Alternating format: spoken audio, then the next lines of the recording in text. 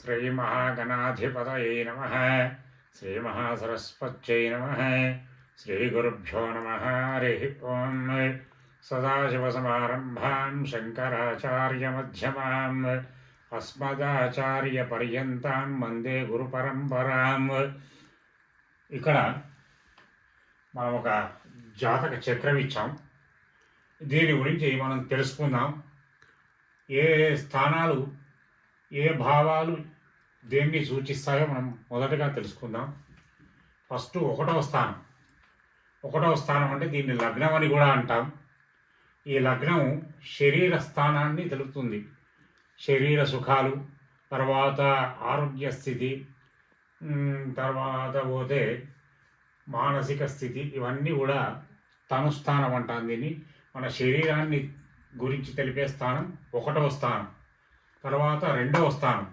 ఈ రెండవ స్థానం ఏంటంటే ధనాన్ని గురించి, తర్వాత వాక్కు గురించి, తర్వాత పోతే కుటుంబం గురించి, వీటన్నిటినీ గురించి తెలిపే స్థానం రెండవ స్థానం. తర్వాత మనకు మూడవ స్థానం అంటే దీన్ని ఏమంటామంటే కమ్యూనికేషన్స్, తర్వాత సోదర స్థానం అంటాం. సోదరులు ఎలా ఉంటారు ఏమిటి అనేటువంటిది ఈ భావం తెలియజేస్తుంది. తర్వాత కమ్యూనికేషన్స్ కూడా ఈ భావాన్ని బట్టే తెలుసుకుంటాం. తర్వాత నాలుగవ స్థానం అంటే ఇది మాతృస్థానం అంటాం. దీన్ని తల్లి గురించి తెలుసుకునే స్థానం ఇది. తర్వాత పోతే విద్యాస్థానం, తర్వాత గృహస్థానం, వాహన స్థానం అని కూడా అంటాం దీన్ని. వీటన్నిటిని గురించి తెలిపే స్థానం ఇది నాలుగవ స్థానం. తర్వాత పోతే ఈ చక్రంలో ఐదవ స్థానం, లగ్నం నుండి ఐదవ స్థానం సంతానాన్ని గురించి తెలుపుతుంది. సంతానం, ఈ వ్యక్తికి సంతానం ఉంటుందా, ఎలా ఉంటుంది, ఏమిటి సంతానం, వీడికి సంతానం వల్ల కలిసి వస్తుందా, సంతానం బాగానే ఉంటుందా వీడికి అనేటువంటిది ఐదవ స్థానాన్ని బట్టి తెలియజేయడం జరుగుతుంది.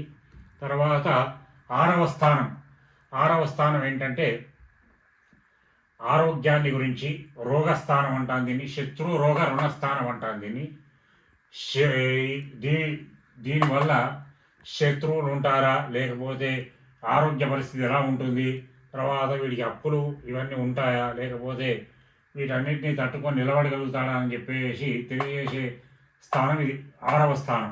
తర్వాత ఏడవ స్థానం, దీన్ని కలత్ర స్థానం అంటాం. కలత్రం అంటే భార్యాభర్తల గురించి తెలిపే స్థానం.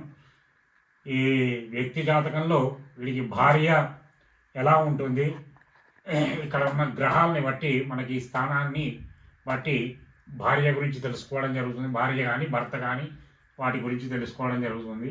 తర్వాత 8 ఈ ఆయుష్ స్థానం అంటాం.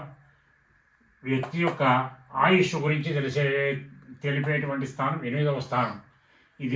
ఈ స్థానంలో ఉన్న గ్రహాలని బట్టి మనిషి ఆయుష్ ఎలా ఉంటుంది, మరణం ఎలా ఉంటుంది, వీటిని ఈ స్థానాన్ని చూస్తున్న గ్రహాలని బట్టి కూడా దీని ఫలితాన్ని తెలుసుకోవడం జరుగుతుంది.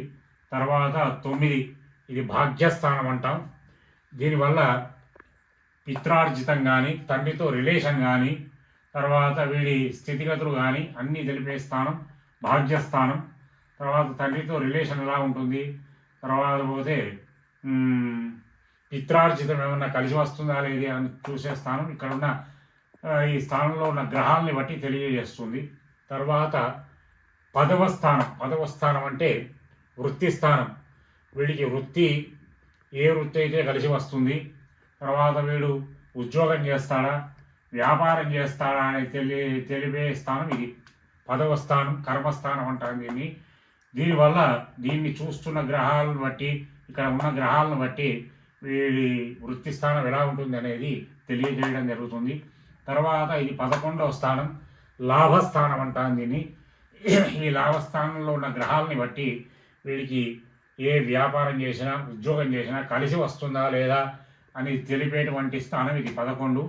ఇక్కడ ఉన్న గ్రహాలను బట్టి, ఈ స్థానాన్ని చూస్తున్న గ్రహాలను బట్టి వీడికి ప్రాఫిట్స్ కలిసి వస్తాయా లేదా అనేటువంటి తెలిపేటువంటి స్థానం ఇది 11. తర్వాత 12 దీన్ని వ్యయస్థానం అంటాం. ఈ వ్యయస్థానాన్ని బట్టి వీడికి ఖర్చులు ఎలా ఉంటాయి, దేని గురించి ఖర్చు చేస్తాడు, మంచి కార్యాల గురించి ఖర్చు చేస్తాడా, లేకపోతే విదేశీ యోగాలు ఏమన్నా ఉంటాయా అని చెప్పేటువంటి స్థానం 12వ స్థానం. ఈ 12 స్థానాలను బట్టి మనిషి యొక్క జాతకం అనేటువంటిది ఈ చక్రాన్ని బట్టి మనం చూడటం జరుగుతుంది. ఇదే మనకు ఏంటంటే ఈ 12 స్థానాలు ఇక్కడ ఉన్న గ్రహాలని బట్టి మనం ఈ జాతకం అనేది విశ్లేషణ చేసి చెప్పడం జరుగుతుంది. కాబట్టి దీన్నే మనం రాశి చక్రం అంటాం.